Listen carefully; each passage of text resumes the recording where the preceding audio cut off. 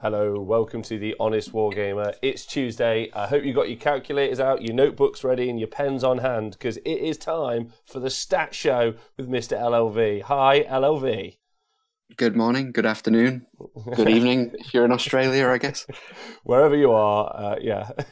So, hello all, welcome. Hello everyone on Twitch, hello everyone on YouTube and on Facebook. Thanks for joining us. These are the stats. So every Tuesday, me and LLV are the Age of Sigmar stats machine that he is. We go through the stats that he's collated since the very beginning edition, the very beginning of Age of Sigmar 2. There's been some updates, there's been some news. We're going to talk about that. But first off, obviously, thank you to everyone on Patreon and Twitch. You guys are the best and help support us. And hopefully you guys are proud of the coverage that we're doing over the past few weeks and everything we're doing in the future. LLV, before we get on with the stats, because this is something I care about a lot, how are you? Are you well? Yeah, I'm good, thank you. Yourself? I am, thanks very much. Well, I'm still suffering from the jet lag. I am really, really struggling from the jet lag. Loads. Way more than I ever have done before, if I'm honest. But I'm hoping this week I can really start to bring it together. Hello everyone in the chat. Greckle, Tristan Gray, hope you're well. Gritzy, OJ, Grobdigger, Grixt11, excited to be here. Dadhammer is all about the Scourge Privateer meta. And how did Tomb Kings do? It's never been tracked, but we will find out one day, I'm sure. Tomb Kings are death. They're not a real army, unfortunately. So what happens is they get bundled under Grand Alliance death for recording purposes. Because Games Workshop never wanted to. So while I was at Games Workshop, they if a Tomb Kings army did well, they would write it down as a death army. Right. Yeah. I've been corrupted then, it seems, because that's what I've been doing also. I think that's fine. Hi, Jonathan Etland, our Swedish show host. I hope you're well. LLV, are you hammering in some nails? Is that what you're up to? Yeah, I might still be typing some numbers in. I just can't stop. I just cannot stop typing furiously into this machine. Hi, JJ. It never ends. Hi, JJ number 10. Right, okay. So, yeah, the stats, if you guys haven't been aware of this before, I think I'm going to post this into a ton of Facebook groups and stuff today, just to just do some of that spamming. I never do that, so if you're here because I've just spammed you, check it out. It's pretty intense. So you can go onto honest-wargamer.com, and if you go on there, you'll see a kind of a weekly stat update done by Mr. LLV, and it's hosted on there. You can go on there all the time, which is cool. And we've had some updates, sir, have we not? Yeah. We had Christmas, and then we had, well, just before Christmas we had AOS 2.2. The last show we did was breaking down the AOS 2.1 meta, Hmm. and now we're getting some event feedback now, and we're actually starting to see some trends appear again. So yeah, it's a new season. It's exciting times. Yeah. So the reason that we do that is Games Workshop have said that they do updates or big FAQs. Now in 40k, the FAQs are so big that I would say that they are almost. They're not a new edition, but they're definitely, I would say, like a new gaming plateau. So yeah, after every big FAQ, so not the weekly ones, but if they do a huge monumental FAQ, we've just developed the kind of language inside the stats, and also on the website, if you make rundowns, that we change it. So 2.1, 2.2, 2.0 was the release of the game. Then 2 or 3 weeks later, they did a very large FAQ where there was a sweeping set of changes to Age of Sigmar. And so that became 2.1, and that's been the most of Age of Sigmar. And then ever since that winter FAQ, we're now in 2.2. To give you guys a chronology of where we're at. Everyone likes a chronology, right? It's a big word. Is it? I think it's a word. Is it not even a word? No, Oh. it's real. That's a good one, Rob. You must have been reading the Thesaurus or something on those plane journeys. Yeah, that's it. Words to make you sound smarter as a streamer. Yeah, the blog that I write on the side. So loads of people excited about Sheffield Slaughter, and so they've got LVO this weekend. There's loads of big events. But what's happened? What events have we had so far in 2.2, sir? Yeah, so some shout outs as well, because we've had a lot of tournament organizers beavering away in the background getting me results. So big thank you to Painting Masters, guys from Tempest, the guys from Lords of the Mound, a particular fellow called Well of Eternity, and Nagash of Sweden there as well, providing Lords of the Mound Swedish results, and the, oh god, I'm going to butcher this, Wazowski Zaban, the Polish tournament, which has been happening on a regular occasion. Actually, so there you go. You guys can see it on the screen. I mean, you can also follow along out at home if you want to go on the honest-wargamer.com. Yeah. How can you not pronounce that? It's so easy. Wazowski Zaban.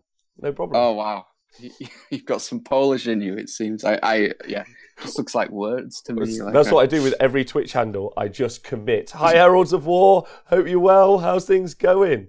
What a hero that man is. Yeah. So Warpaka happened. Yeah, Warpaka. I'm waiting for results. It wasn't as much of a competitive tournament, but I think the placings are still relevant as far as the wins. Maybe not the actual overall, but the overall's heavily weighted on painting and sports and stuff. But we still log it. We'd like the wins. Anyone from Warpaka listening, please get in touch. I've been trying to get a hold of you. No avail yet. So no, it's cold. Hopefully, that's the problem. Everyone's frozen. Yeah, they're snowed in. They're outside building snowmen and just having the best time. I've heard snow grots have been a big thing over there at the minute. They keep instead of building snowmen, they're building snow grots, which I think is just amazing. Fun times. It's people going crazy over there. I'm actually in Alberta, Canada, a place called Calgary. What people are experiencing in the Midwest right now is just our winter. It lasts for about 6 months. Yeah, it's about minus 32 outside right now. It's just, we call it life. Yeah, you just got to wear your big coat, right? Yeah, big coat, big shoes, big gloves. Justin Gray in the chat is saying, damn cheeseheads. Hi, Vladium, your babe, hope you're well. Right. So, yeah, a bunch of results, and obviously you've got that ridiculous number there. I mean, some of them were small events, like the UK Masters, but obviously the quality of the players you would expect to be fairly high. And then at Cancon, you've got that stupid 196 players, which is just... Oh yeah, I've got a confession to make, and I've just noticed the 196 I put in there when I first got all the lists. I think they actually did cap 200 in the end, which is what all the results actually are based on. I've logged every win, and it is 200 players. So we will get that updated. Sorry about that, guys. Is that true? Clint said it was 196. Are we sure it was 200? Because I'm celebrating right now. I've got 200 results logged, and Clint, in there can you as far confirm? as wins. I hope you can confirm. If you can confirm, I'm going to be like fucking whooping, because it's never hit the 2-0 number before, which is just thrilling for just Age of Sigmar. Sorry, I'm all hyped for AOS right now. Okay, I'm going to bring it down. I'm going to calm it down, because after 200, obviously, just round up. Next one, it's 1,000. Yeah, it was 200 players is logged. I have 200 individual win-loss records. Yeah. Okay. All right. Fuck yeah. Exciting. All right. So, so you've started to break down. I'm sure there's so what isn't in this one is an overall. But you've said so there is some overalls as you go further down between both AOS 2.2 and 2.1 combined together. For first placings and other stuff, but eventually we're going to be able to do something where we can break it down into at least 6-month periods, which will be nice because there's a bit of a glut from the start of AOS 2.1, right? Where if we saw, for instance, just tons of Beasts of Chaos armies in the next 3 months, it wouldn't really move their percentage number of the meta very high in the if we started it from all the way from July. But if we started from January, we might see a shift where people are leaving maybe Death or Stormcast behind. Am I right? Yeah, that's totally correct. So what I've started to do, we don't have quite enough data yet, but hopefully the next show or even the show after, we'll start running comparative analysis. So we'll have the overall since AOS 2 came out, and then we'll break down what the difference is between what was happening in AOS 1 and what's happening in AOS 2.1 and what's happening in AOS 2.2 currently. See, that's exciting. That's real exciting stuff. That's where you can get your teeth into it and be like, oh, okay, interesting. Because you may see that, I think you're going to see a lot of shooting coming back. So I think that's going to drastically change the armies you're going to see in the future, in my opinion. Yeah, not just only the shooting armies, but people adapting to them as well. Maybe the preponderance of death that we're seeing right now might start disappearing as people are taking out those important key pieces like Necromancers and Arkham Black, who are quite squishy, right? They're very, on paper, they're quite soft to the shooting meta. We've just not seen it play out yet. Yeah, I personally think you're going to see a lot less people take Arkham. I think people are slowly starting to learn that he's good, but he's just probably not worth it. That's my opinion. And then also, I think one of the key parts is if you see death increase, I think one of the things that we're going to start to see, because I witnessed it at the weekend, and it was just, I saw someone on the very final table, one of the banger boys, he just spell portaled, hand dusted the Tree Lord Ancient, and that was obviously the general and had the artifact on. So it was all of the special stuff in that. It was just a dice roll, and you can't really stop Nagash casting those spells.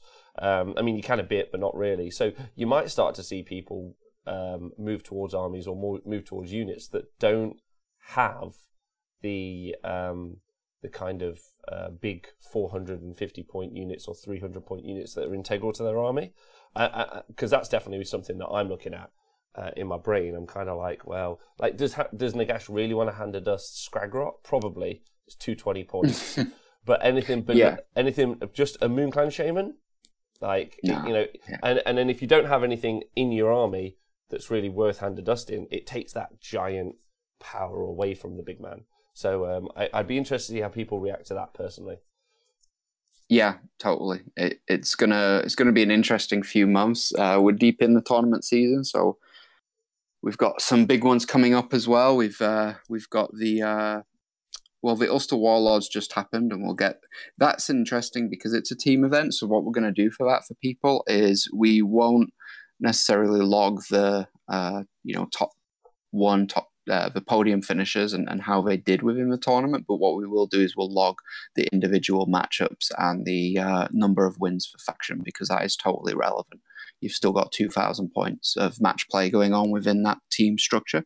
And then we've got the big LVO coming up this weekend. It's not massive though, is it? Is it 120 players?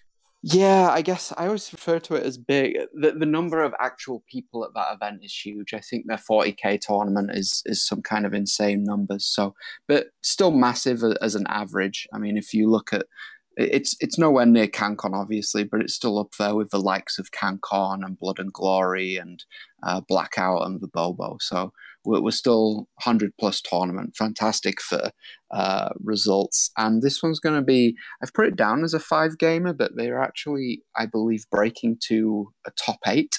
So after the dust has settled on, it's a 3-day event, and after the dust has settled on day 2, the top 8 armies will go head-to-head to decide the best winner, which I think is a fantastic method of actually getting, there can only be one winner.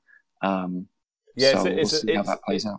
It's a nice process, very definitely. I think the issue is, and LVO do it with 40k as well, I think that's excellent as a dynamic. I really do. Hi Shadowhammer and everyone else who's joined us. Thanks very much for being with us. Yeah, I got to say, it's really cool, and I really do like it as a process. The issue is that makes it a 3-day event, and it really does work for something quite special like LVO, which is obviously held in Las Vegas. It's held once a year, and it's a big ticket event, and that's really exciting. My issue is that I think as a kind of spread for the rest of the year, it's really probably not manageable at the moment until the sport gets a little bit more professional, or people can afford always to have 3 days off. Does that make sense? I think it's ace. I'm putting a pin in. I think it's brilliant, but I do think as a design, it's going to be a little bit difficult to implement over the rest of the world. Yeah, it's a big commitment, but I think for those marquee tournaments, it's, as you said, maybe once a year, twice a year. It's something a little different, which I quite like. Yeah. No. Don't get me wrong, and I'll be hooked. And I really wish that I really wish we were doing the coverage, if I'm honest, or someone was doing the coverage. And I could sit there and be like super excited, and it's a little bit more tense knockout as well. It's always more exciting watching a game when there's something on the line. So yeah, I would there's some added drama, which is why it was so exciting doing the last game at Cancon. Yeah, but maybe that's for another show. But again, cool, it's happening. Can't wait. I imagine we won't get to see it, which is sad. But we'll find out. Yeah, it's a little sad. The 40k obviously takes a preference there, so I'm sure we'll get some results on Twitter and things, and then we'll obviously have the stat show on it. So yes, we will. I just want to watch the games. But good luck to everyone at LVO this weekend. Yeah. So big shout out to Bill Souza taking his flesh eaters again. Just throw that out there. Let's see how that happens.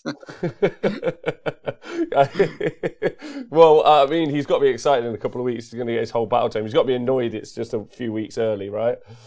Yeah. Okay, right. So should we get into the stats? Yeah, sure. So scrolling down, I think we got into breakdown. We get into winners first. I guess that's... So a big thing that's changed is Legions of Nagash is just putting up those solid podiums. Daughters of Cain seem to be... All the Daughters of Cain players have packed their toys away for some reason. I can't think why. They're so good, but I think they're just either wanting something new or different and moved on to other things, trying things out. Are we looking at the winner's circle? Are we looking at the results? Sorry, for 2.2. Oh, sorry. Let's have a look. Should we look at the results for 2.2? Yeah, sure. Just because I think that's still something that's a little bit relevant. Because obviously, yeah. So Tempest first out the bat with those 40 players, Legions of Nagash, Hosts of Slaanesh, and then Blades of Khorne. So that's I think that's really interesting, because Hosts of Slaanesh haven't necessarily popped up loads, especially then when you go to the Lord of the Mound over in Sweden. There's another Hosts of Slaanesh in second, Blades of Khorne third. So both of those, I'm like, what the hell? And then Free Peoples. Free Peoples first, yeah. The Swedish meta, they're all meditating and visualizing their wins back of Adam's advice. It seems they can win with anything. Yeah. So I mean, for me personally, seeing Hosts of Slaanesh up there, especially they don't have a battle tome.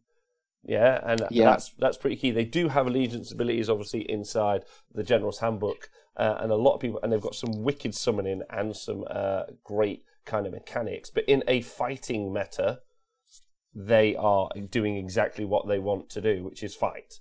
Like, Yeah, something to keep an eye on for sure. They have very strong abilities, and they did get a little bit of boost just before Christmas.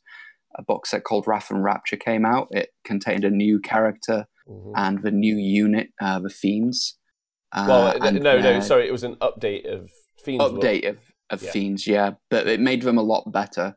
And the Demonettes also got an update as well. It was something to do with exploding, turning to just regular extra attacks. So yeah, it's showing in the results at least. Yes, right off the bat, we got 2 second places, and we moved down into. Go on, Rob. What's that event called there? No, hold on. Let's just talk about the Lords of Mount event having free peoples win an event. That's free exciting. Peoples. Yeah, that's shooting matter, right? That's their first podium, right? It is, yeah, and it's first place. They've never came first or second or third, and they just took down the whole tournament in Sweden. Oh, there we go. I mean, there is some pretty devastating shooting, realistically, and maybe that's what we're seeing. I'd be excited to see what that list was. Then in Wazaski's as a ban, see, you just commit, right? You make it sound like you're not scared, but really. Yeah, that's fantastic. Yeah, and Host of Nesh, again, what the flip? Host of Nesh in first place, Legion of Nagash, and then Daughters of Cain. So the two regulars, Legion of Nagash and Daughters of Cain, still there. But Host of Nesh, again, up there. That's wicked. So yeah. UK, Host of Nesh, Sweden, Host of Nesh, Poland, Host of Nesh. So it's not even a regional thing. It's everywhere. People are putting Host of Nesh armies together and then using them really well. Yeah, I was just going to point that out. That's very big. That's something very big to look at. It's not like we're looking at a small location in the south of England where there's 1 or 2 guys playing Host of Slash and doing well. This is 3 separate events in 3 separate countries. So that when you see results like that, it can point more to the faction rather than the player themselves. Yeah, definitely. We talked on the show last night on Monday about the regional differences and kind of regional flavors, which has been interesting. Kind of doing the tour for the past couple of weeks, and you really do start to get that vibe. And I imagine the Honest Wargamer is that kind of central hub where all those different communities sometimes can hear about each other's. So there's that cross pollination, which is cool. Host of Nesh, though, is just kind of coming from left field, which I think is quite exciting and definitely worth looking at. Although I would feel that there's going to be a battle tome soon if we're seeing a box with all of those with those new units in. I would expect a battle tome to be around the corner, so we might hold off waiting for that. But it's worth looking at, absolutely.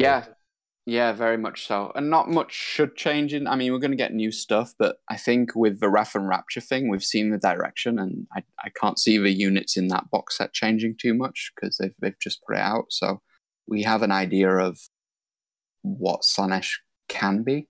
And with the LVO happening this weekend, I'd be surprised if we didn't see it. The city of excess, it'd be a bit of a missed opportunity.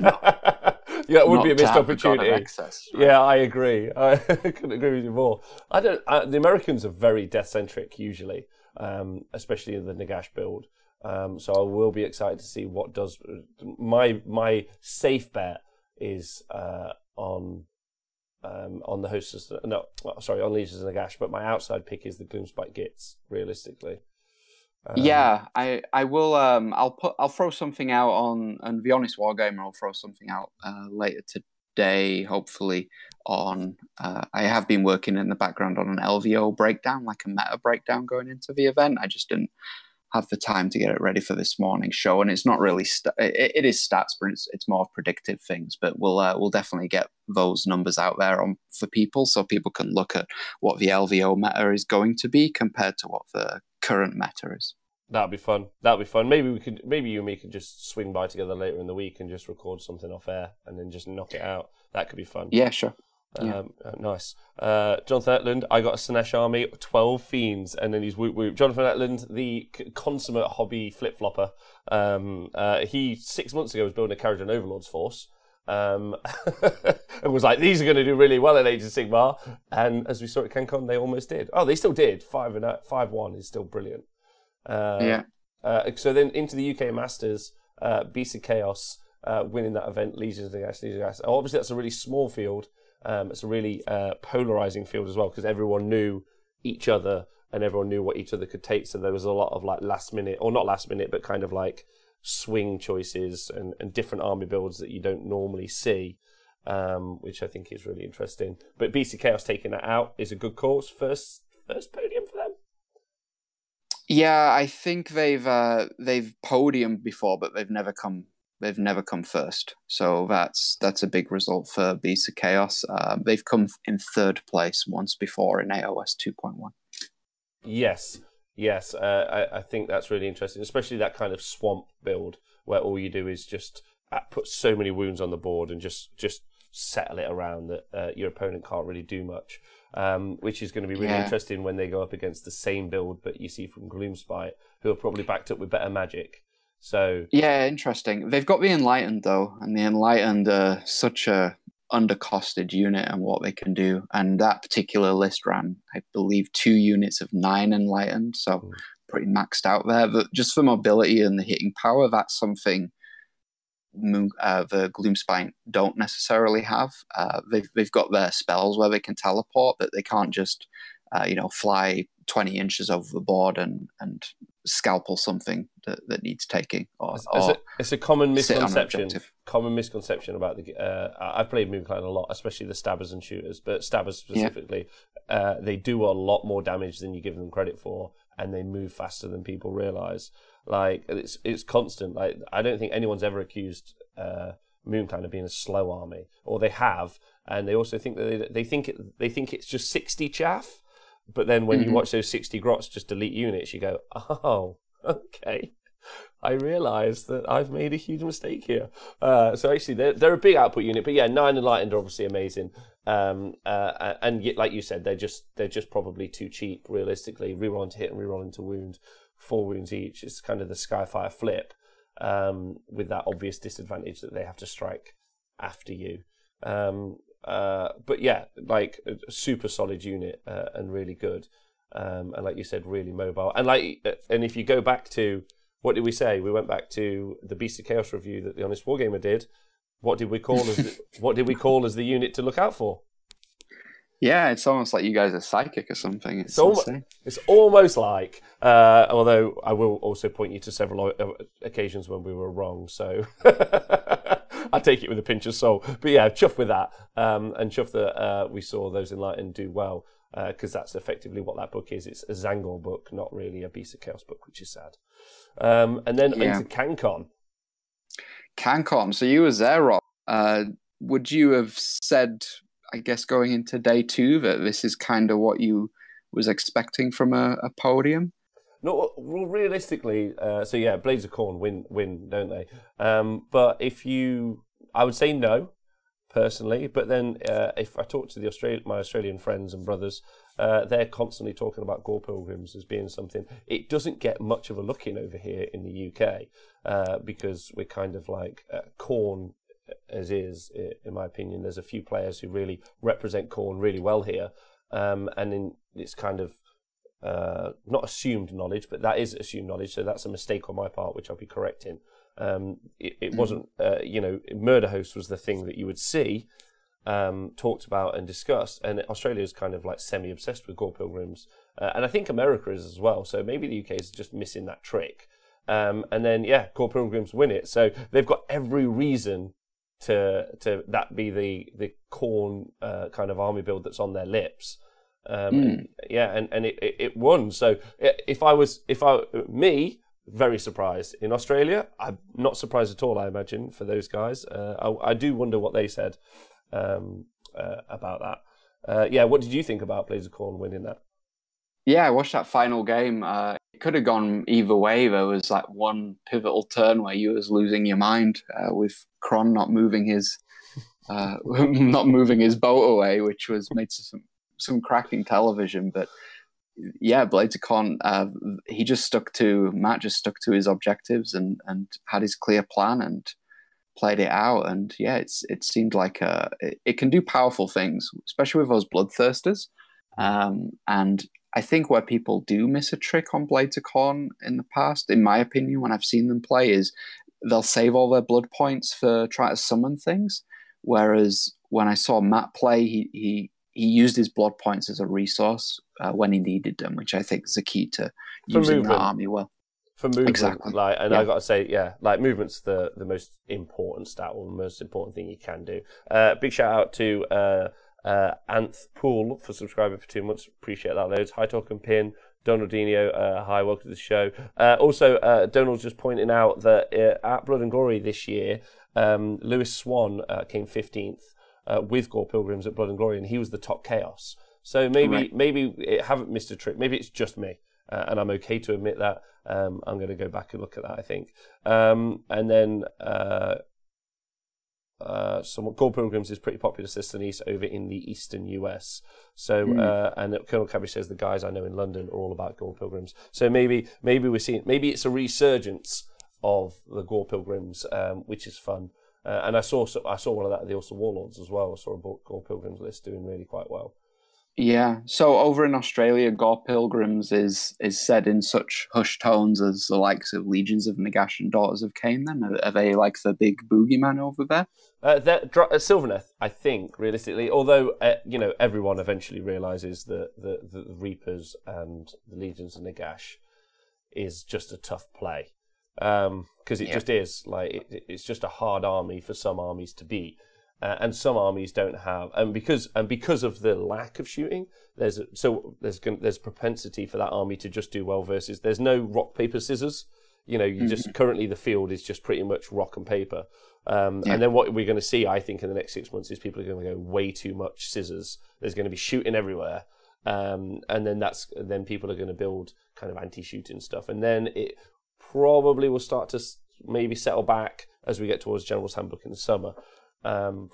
So yeah, looking forward to that, and looking forward to the mix-up, especially when you've got the excitement of things like Khorne at Court of Glory over in Cancon, when you saw Kharadron Overlords almost win. You saw Swift Hawk Agents do really well, and they had loads of shooting.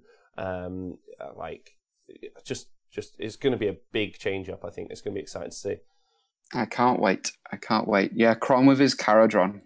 That was a great story, but showing that an underrepresented and underperforming army can do well if you build it right, and if you know what you're doing with it. Yeah, agreed. Really, really interesting. Also, again, it was nice seeing that. So Dad Hammer CG in the chat was running his Scourge Privateers at the weekend, making you update the list. But he did really well. He's on a 50%, I'm pretty certain. So that's big. So it was really interesting then to jump over to Ulster Warlords, where you just saw it was just Hensteel. Thank you so much for joining the knee stabbing gang for 9 months in a row. That's 9 months. That's so fucking cool. Thank you so much for the support for everyone who's with us. Thank you.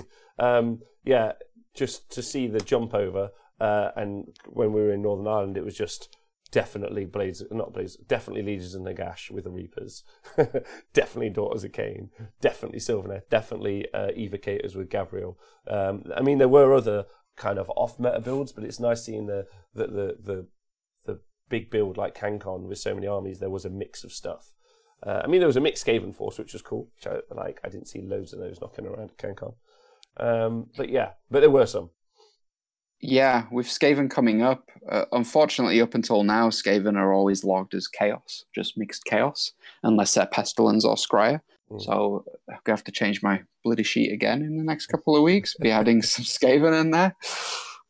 Yeah, but yes, you will. I think Skaven are going to be strong, realistically, but more than likely so will Flesh Eater Courts. And that's why it's nice that we've now separated it out into this next 6 month period. I can't wait to do the show at the end of the year, kind of the end of the season, where we wait for a new General's Handbook, and then we just do the big chat, because it's going to be really exciting, right? Like, what happened? Who were the winners and losers? Get some interviews done.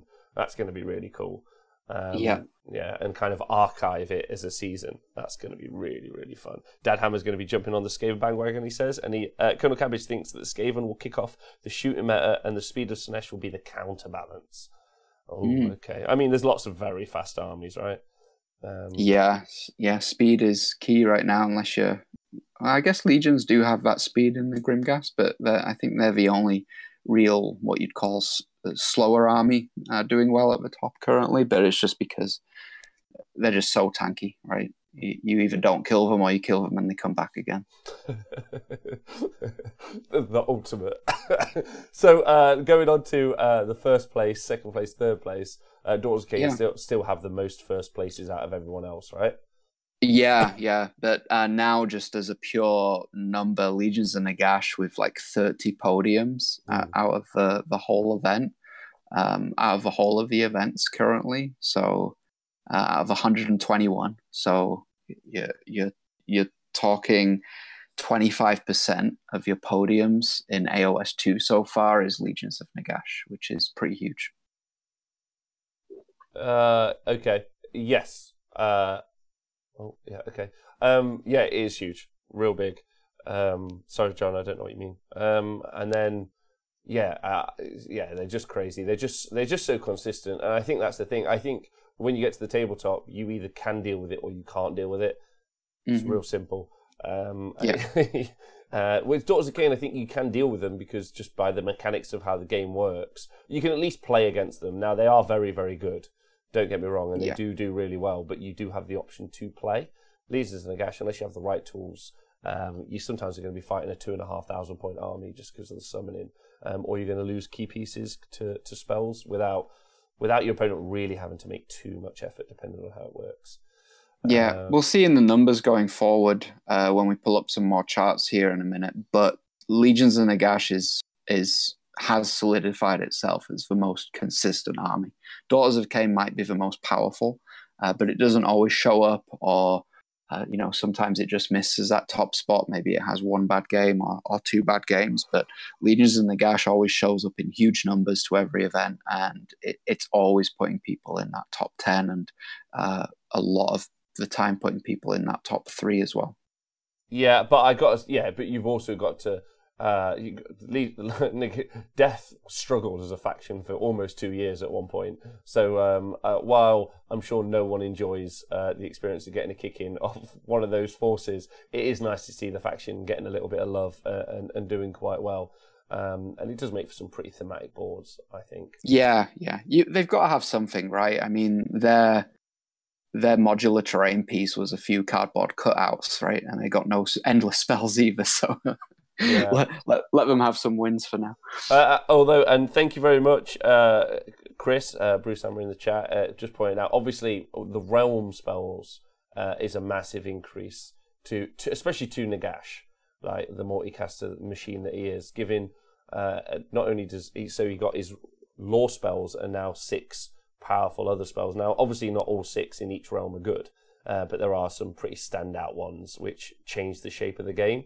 And then having a caster that with +3 to cast is pretty bananas, realistically. And then also being able to shut down other people's magic. But sometimes it's not just Nagash in the build, but it's still very the realm spells really do make an impact in a big way. I would say possibly like to the skew of everything else. Because he's the only, Nagash himself is the only caster that can abuse those spells so heavily. Arcan as well, but Arcan's a little more. He can only cast 2. Oh, I get. Yeah, I was more thinking about the plus bonuses that you can get. It's not. Yeah, if Nagash has the weight of spells, Arcan's got your quality. He's always casting or he's always dispelling generally. John's got a question. Do you think the lack of spells in factions like Kharadron Overlords with the all access to so many spells almost force people to ally in wizards? I'd say that's quite clear that you do see wizards allied in to places where they aren't allied in, and multi-caster wizards are just worth their weight in gold. We did a show about that, or we talked about that on one of the shows fairly recently. Or that's my feeling anyway. Multicaster wizards are super strong just because they can cast the signature spell for what you're definitely taking them for, more than likely, or you're using them for whatever lore spell you want if you've got access to lore spells. But then you've also got the access to a realm spell, or you've got that kind of utility choice in multicaster wizards. So being able to ally those sorts of wizards in is strong, or even just wizards like we've seen the Incanters taken so often at the minute with his ability to just auto unbind a spell. That's pretty big as well. So you do need wizards, and like we talked about recently, there's probably something that I'm going to try and work out. I don't know how, but I'm going to work through it. There's probably an average casting resource in an army. I feel it's somewhere between 2 and 3, but that's just anecdotal and just off the top of my head. But I feel like you can cast about 2 to 3, and anything above that, you've got huge magic dominance, and anything below that, you really do suffer if you do come up against a magic-heavy army like Legions and Nagash. And yeah, that would be my thoughts. And the only reason it's 2 to 3 is because of the death armies and the amount of magic they do. Any thoughts on that? Yeah, it's certainly relevant. It was interesting when you brought that up a few weeks ago, and yeah, thinking about it and even looking at the results, it's almost like you go, if you do have that average of say 2 to 3, it's almost you either go super heavy and go 3+ like your Legions of Nagash, or you just don't have magic, and then that's where you see like Blades of Khorne or Daughters of Cain don't have much magic, for instance. So it's almost like if you spend your points in middling magic, that's kind of the worst place to be, if that makes sense. It's kind of either commit or don't. And if you're just throwing in a mediocre set of magic and hoping that, let's say, Maggotkin with the Blades of Putrefaction, for instance, I think that's a good example. And why they haven't been doing well and been moving down the charts is because they're not a dominant army in the magic phase, so they just get eaten up by these big magic armies, and then the guys that don't have magic don't really care about them. So yeah. It's a fun dynamic. There's also another kind of like synergistic conversation, or a conversation about synergy, all thanks to PAR, to bring up, and that realistically you've got consistent things that can definitely happen, so command abilities or command points, so it's like I can just do this thing. Then you've got prayers, which are really reliable because they happen on 3-up or a rerollable 3-up. But then the weakest synergy you can possibly have is magic-based synergy, because obviously you have to roll to cast it, and then you've got armies that have all the pluses, but you've got to roll to cast it, and then your opponent has the ability to stop it. So while magic is excellent, it is the weakest for synergy-based play, but it's not probably the weakest for output-based play, depending on the points you put into it. So it's a great conversation, and maybe me and Nathan are going to go and tackle that in a big show at some point. That'd be great. Yeah, you got Stormcast Eternals. They've come third. Sorry, they obviously have placed. They haven't placed recently, have they? 4 times in the first place. Yeah, they didn't do very well at the Masters. There were 3 Stormcasts going into the Masters, for instance, and they didn't do great. Cancon, they were kind of middling as well. The back end of AOS 2.1. They did well at the Bobo, with Gary Percival coming first, but I think it's turning into one of those kind of one build armies, at least what people are taking. I know there are other builds, and I think we're going to see them. Yeah, I think Darren did very well this weekend, for instance, with a shooting build, and we'll see more of those shooting armies, I think, come to the top. I think people have got the shore charges number as far as knowing how to play against and defend against it now. Well, it's just like we spoke about it on release. I was like, those ballistas are ridiculous. So the Celestar ballistas, and he rocked 4 Ordinator and the Hurricanum, and then Sequitors so you talk about a chaff screen or a defensive line. You can't really argue. I mean, they keep being used offensively, and they are great for that, obviously. But using them as defensively as a defensive wall to like pop shooting around, it's just devastating. And those things just clear out whole their characters, units, and shooting. Is just an advanced form of movement. That's really how I've started to look at it, and it just lets you just pick out the places that you want to pick out, and like minuses to hit don't really matter when you've got +3 to hit.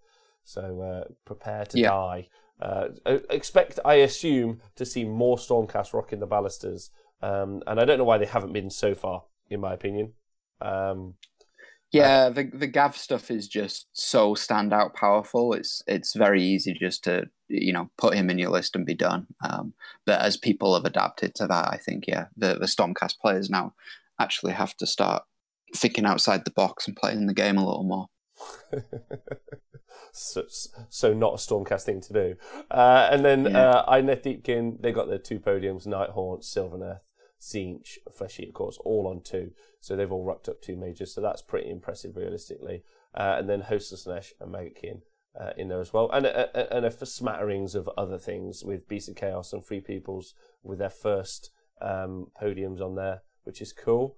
Yeah. And then Maggotkin, actually, they do quite well at just hitting that top 3, right? Yeah, they've a lot of their results are coming from early in the season, early in the last season, so to speak. They have been, if we were to look at this chart 6 months ago, I think they were up in like the top, definitely the top 4.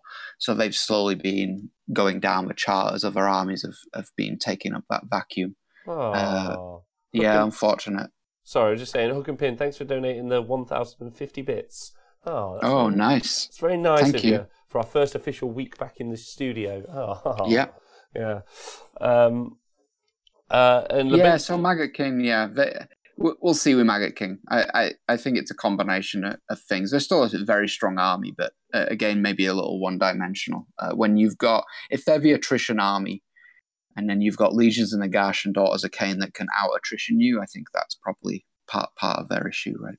Yeah, I'd say so. They don't have much output, realistically.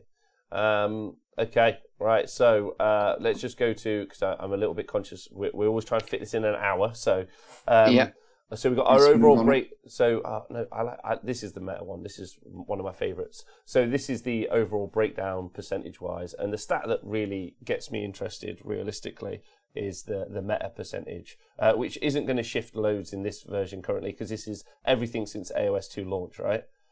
Yeah, exactly. So we'll start like being more granular with stuff going forward as we start getting more AOS 2 results. It's just a little, when you've only got 2 or 3 events, it kind of really skews it. So we don't want to be putting too much, we don't want to put that information out there and people start making false assumptions. So once we get some more numbers in there, I think next week or possibly the week after, we should have enough of a database. I still think these are going to be very relevant personally. I don't think close. Yeah, I don't think it'll change loads. You might just see some of those numbers pump up. But obviously, if you go to a tournament, the army you're going to face the most is the Legions of Nagash. Now, some people think that it's actually 4 different armies. It's Legion of Blood and it's Legion of Sacrament. It's it's not really. It's just that I just see them as different battalions. It's one battle tome, therefore it's one stat. Yeah, the best way I can explain it is, and link this to your War Scroll builder, you've got a faction and then you've got allegiance. These are the factions, and your faction is Legions of Nagash, even when you're building your army in War Scroll builder. Your allegiance is always, Legion of Blood, Legion of Sacrament, all the rest of it. So faction is definitely Legions of Nagash, and then your allegiance is something different. Yeah, absolutely. 13% of the armies that you face are going to be that. So if you go to a tournament, you can guarantee that you can almost guarantee that you're going to play one of those armies if you play a 5-game tournament. Yeah, exactly. It's been flip-flopping between Legions and Stormcast for being the most represented army. As if I was to put this chart up with AOS 2.2 just off the top of my head, Legions of Nagash would probably even be a little bit more of the meta right now. I don't know, it might have been from the FAQ. People felt a little more safe to start buying those Grimghasts and things, and Legions of Nagash is only getting more represented, at least from what we've seen so far. Yes. Early days though. Yeah, and they've got the most 5+ wins. They've got have they? Yeah, that's a big change as well. Daughters have been, so far in AOS 2.2, Daughters haven't really turned up. When they have turned up, they've done quite well.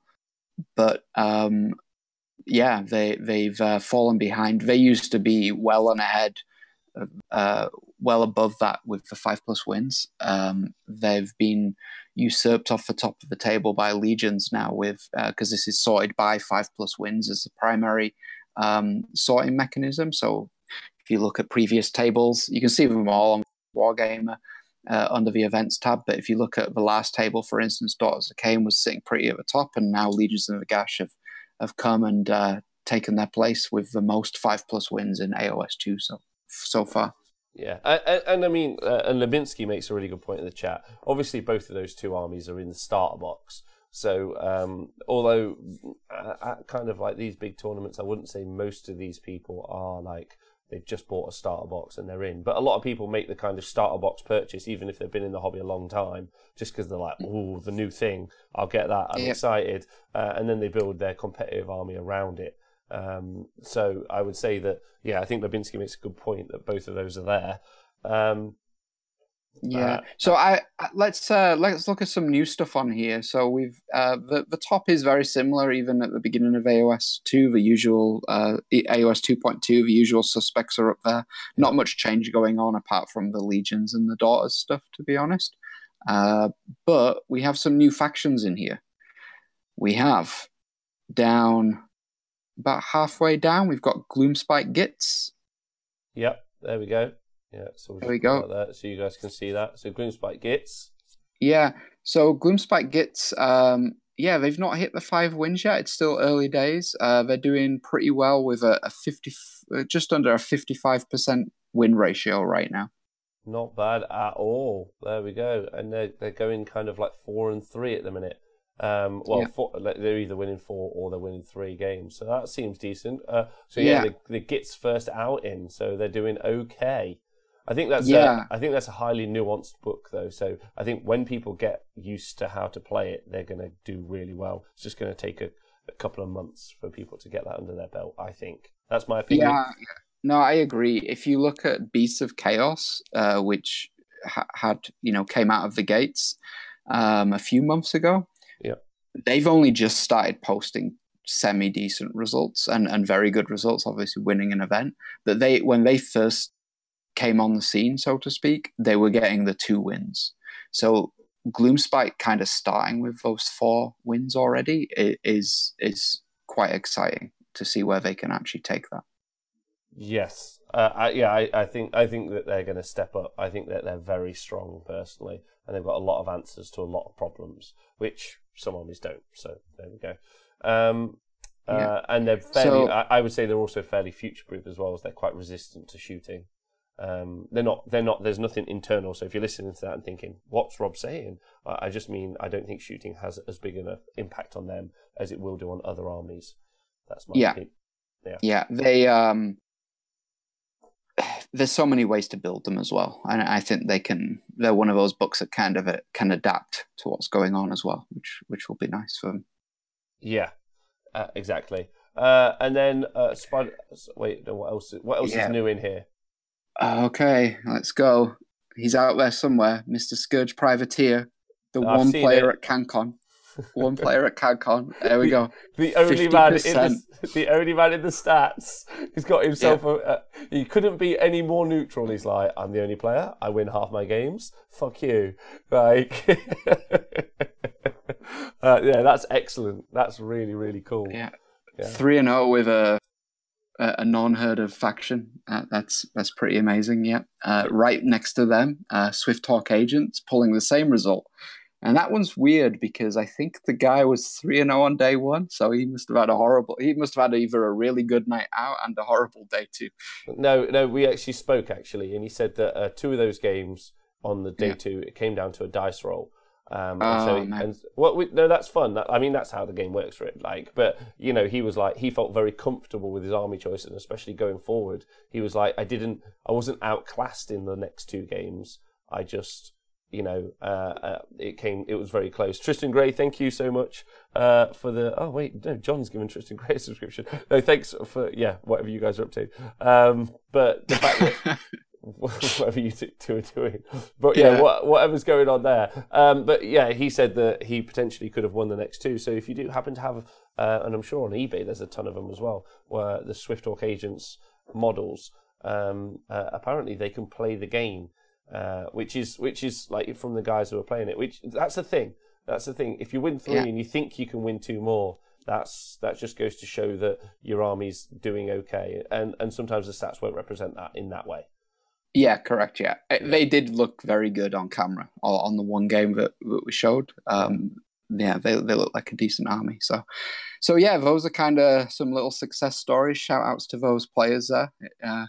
If we go down a little more, you can see Dispossessed. No one's playing them though, so they're still doing horribly. Are they getting played less and less? Just less and less. Yeah, just I don't know what's going on. Is it my consummate hate of the Dispossessed just to annoy Nathan? Is that? I think what happened is everyone Dispossessed armies have been like painting like black beards on them and playing them as Legions of Asgore. It's the only thing I can think of. Legions of Asgore with 61% win ratio and good representation, and then you've got Dispossessed. Yeah, it's the only way to play them. Let's be honest. Yeah, I agree. Yeah. I agree. And last shout out for another first. This one's a sad one. Mr. Everchosen, right at the bottom, propping up the table. Is it their first outing? It's their first outing. And how did they do? One win. One win. They did it. They got on the scoreboard, boys. They got on there, boys. They got. I mean, look. That you can't ask for much better, right? Look, like that's the first rung of a rags to riches story, if ever I've seen one. Everchosen, yeah. And it's got two or three of the most expensive kits you can buy. You've got Archeon, and you've got the Varangard, which are expensive kits. So Games Workshop really need to kick them like some bonuses to get them going. Yeah, I think once they get the Dreadhold Fortress as a terrain piece that's free with their army, I think they'll start doing a bit better. Most expensive army ever, though, right? $700 or something for the Dreadhold Fortress. That'll be fun. Oh, what for their terrain piece? For their terrain piece, yeah. I mean, that's what's coming, right? That's hard. That's going to be tough on everyone's pockets, realistically. I'd like to run Archeon. Okay, £700 for the terrain piece, please, to turn it into the realm of chaos. But, it's Warhammer. You make those sacrifices. Donaldinho pointed out that he did happen to go 5-0 this weekend with the Gloomspite kits in the team tournament. So there's definitely legs there. I think, like we said, I think you're going to see them going to be the Gits are going to be one of the armies of the year. They are going to. There's so many people playing them as well, but they've got a lot of instinctively powerful options inside their book, and just some natural bonuses like being just -1 to hit with their battle line units is so big, and that's why we see Sylvaneth do so well with Dryads. But Dryads have to be near the forests, and the Gits don't. So it's a really big shout in my opinion. Yeah, totally. So yeah, I think that kind of sums everything up there. You've got I guess one last shout out. Iron Jaws are still the worst performing faction, if you want to call it that, as far as the most 0 wins posted, even after Cancon with all their representation there. So they're still sitting at 11.6% of the 0 wins, which is unfortunate. So yeah, it is. I think they need some love realistically as well. But with other non-Stormcast books getting updates, books that anything that existed pre-Sylvaneth book, because Sylvaneth book was the first time that you saw lore spells and a bunch of other stuff in there that other books didn't get. You are going to start to see some. OJ, thanks for joining the knee stabbing gang. Thanks for subscribing, you big babe, for 4 months in a row. Yeah, you're going to start to see some. You're going to start to see those factions making a swing back, I think. But yeah, so really exciting. A really exciting time in the future. The stats really do help me. I really do like the meta percentage. It really does help me know what I'm going to have to face. So I would check out there. If you guys need to check them out on honest-wargamer.com. They're set out into dates.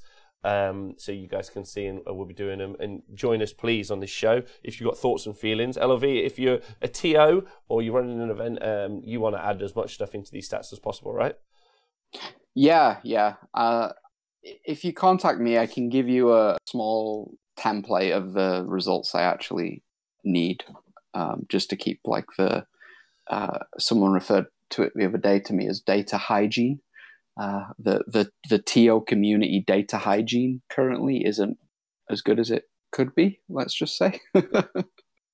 That's fine. That's fine. And Dadhammer CG in the chat is saying, "Come on, come play Scourge Privateers. People play a real elf army. Do you want people to mess with these stats, Dadhammer? Isn't it nice being the only player in the world with your army, knowing that all of the percentage rides on your shoulders? I, for one, may start playing Everchosen. Just be like, I've got to win one game. That's all the pressure in the world on me." That's it. Just that one game at a 5-game tournament, and you will be beating the stats drop. That's the challenge. It seems easy. I won't lie to you. It seems easy, but maybe it's not. All right. Thank you, everyone. LLV, thank you very much again, as always, for being on the show. Yeah, no problem. Thank you very much for having me. Thank you, everyone in the Twitch chat, everyone on YouTube. Again, go on the honest-wargamer.com, just click the stats tab. You can go on your phone, your tablet, anything. It's just a regular website. I know that annoys Nathan, but you guys should just be able to find that info there. If you've got any thoughts or feelings, obviously Facebook, Twitch, Twitter, all of those avenues are available to us. And thank you to everyone, as always, on Twitch, Patreon, and in any way that you support the show, whether or not it just be giving us a good old thumb on YouTube. So thanks very much, and we'll see you guys soon. Goodbye. Bye-bye.